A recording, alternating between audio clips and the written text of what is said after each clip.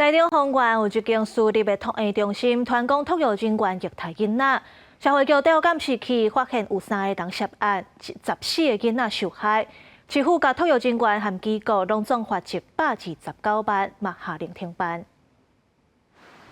甲囡仔送去互人顾，台中市丰原这间私立托育中心正常营运，也毋过中心内底一个姓陈的托育人员，互人指控对14个囡仔有虐待的情形。台中市政府5月2日公布，重罚托育人员甲业者，而且勒令8月开始就要停办。毋过受害的家长表示，实际情形比官方调查还佫较严重。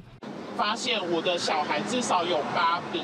有8笔画面是社会局没有提供的，然后中间就有复兴教保员以及理性教保员，然后他们并没有去做裁处，而且反而是裁罚隔壁班的刘姓教保员以及真性教保员。台中市社会局认定姓陈的甲隔壁班姓刘的、姓詹的托育人员拢有虐待，以情形罚60万、15万甲14万，而且20档至30档内袂当搁再互人请。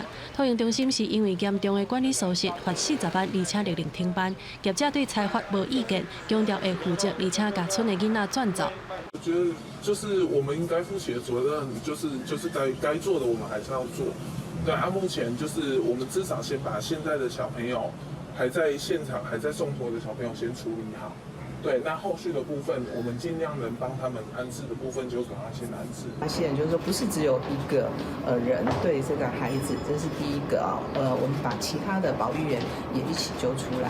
那第二个就是，当他看到别的保育员对孩子不侍妾的这个动作，他应该当场就要制止啊，然后接着他就应该要通报啊。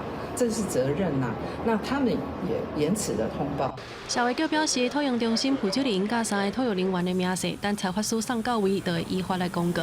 也若家长指控的另外2个托育人员，经过检视是手段无适当，后手会继续辅导，也会伫8月进前协助村的20个囡仔转去别位。公司新闻台中报道。